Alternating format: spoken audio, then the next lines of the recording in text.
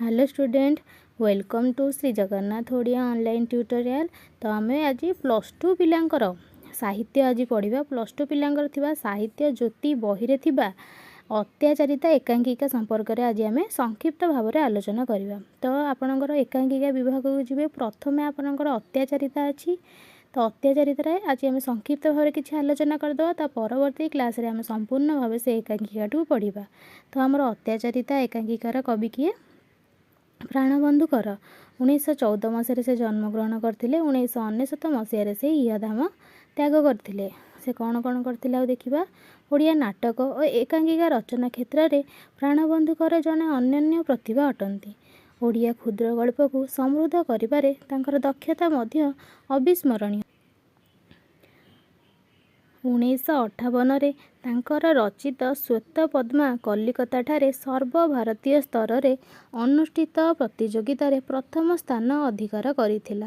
अशांत, स्नायुसंहार, दुखावतरण आदि तांकर बहु चर्चित नाटक।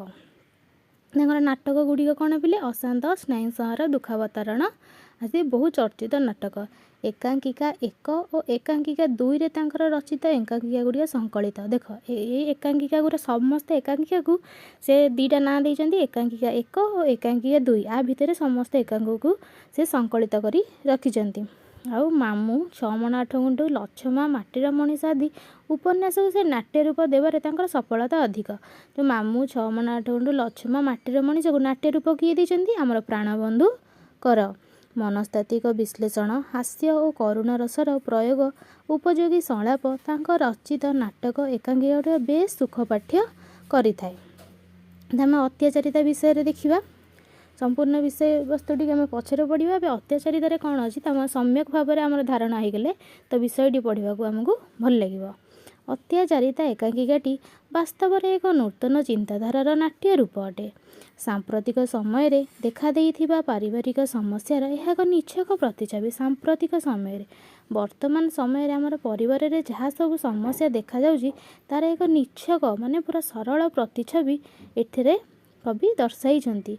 दाम्पत्य जीवन मध्य स्वामी तार स्त्री उपरे अत्याचार करिवार अनेक दृष्टांत रही। आमर दाम्पत्य जीवन बा विवाहिता जीवन में स्वामी स्त्री उपर अत्याचार करिवार अनेक दृष्टांत एठारे आमको दि जाइछि।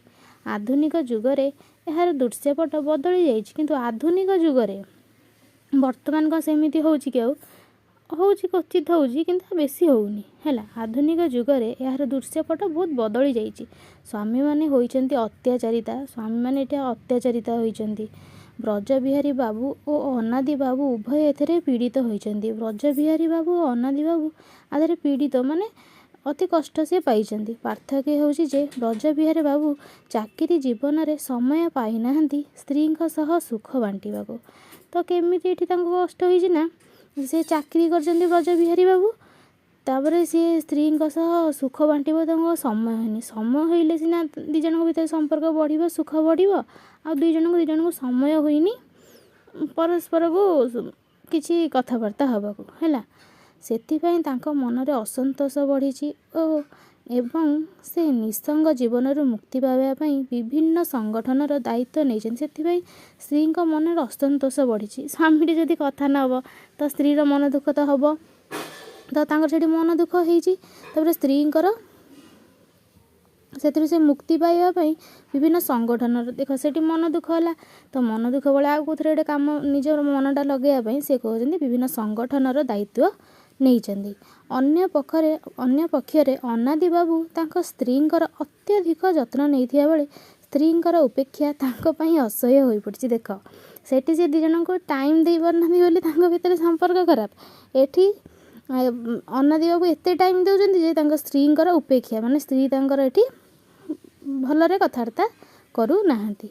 एही नूतन समस्यार समाधान पई अवश्य केते संघ गढ़ा जाइछि, केते परिषद भी। ए नूतन समस्या एबे जो समस्या सब देखा जाउछि त पई केबे संघ भी गढ़ा जाइछि। तो टीवी रे देखुथिबे सब केते संघ गढ़ा जाउछि।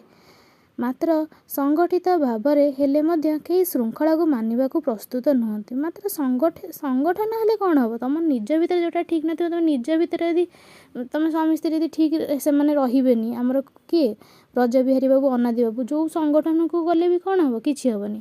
ନିଜେ ଯେଉଁଟା ନ କରିବ ଆଉ କିଏ କହିଲେ ଶୁଣିବ କି? ହେଲା, କୌଣସି ସୀମାବଦ୍ଧ ବନ୍ଧନରେ ବାନ୍ଧି ହୋଇ ରହିବାକୁ ସେମାନେ ପ୍ରସ୍ତୁତ ନୁହନ୍ତି। କୌଣସି ସୀମାବଦ୍ଧ ବନ୍ଧନରେ, ସୀମାବଦ୍ଧ ବନ୍ଧନରେ ଏଠି କ'ଣ କହିଲେ? ସେମାନେ ଯେଉଁ ବାହା ହେଇଛନ୍ତି ତାଙ୍କୁ ଗୋଟେ ସୀମା ଭିତରେ ରହିବା କଥା, ସେମାନେ ସେ ବନ୍ଧନରେ ରହିବାକୁ ଆଉ ରାଜି ନୁହନ୍ତି।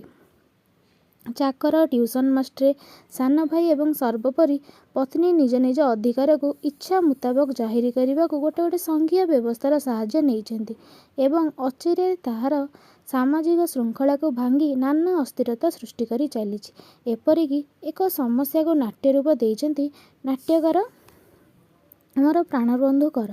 ଲଘୁ କଳ୍ପନାରେ ମଧ୍ୟରେ ବାସ୍ତବ ଜୀବନର ଏକ ଅକୁହା କାହାଣୀ ଏଥିରେ ପ୍ରକାଶିତ। ଲଘୁ କଳ୍ପନା ମାନେ ସେ କଳ୍ପନା କରିକି ଏଇ ଯେଉଁ ସମସ୍ୟାଟା ଏଠି ଦେଖାଗଲା ସ୍ୱାମୀ ସ୍ତ୍ରୀଙ୍କ ମଧ୍ୟରେ, ସେ ଏହାକୁ ଏକ ଅକୁହା କାହାଣୀ, ଯେଉଁଟା ଆପଣମାନେ କହିପାରିବେନି କାହାକୁ, ଆପଣଙ୍କ ଭିତରେ ଯଦି ଏଇଟା ଚାଲୁଥିବ, ସେଇଟା ସେ ଏହାକୁ ଏକାଙ୍କିକା ମାଧ୍ୟମରେ ଆମ ନିକଟରେ ପ୍ରସ୍ତୁତ କରିଛନ୍ତି। ନାଟ୍ୟକରଙ୍କର ନାଟକୀୟ ଚାତୁରୀ ଏହି ଏକାଙ୍କିକାକୁ ବାସ୍ତବଧର୍ମୀ କରିଛି।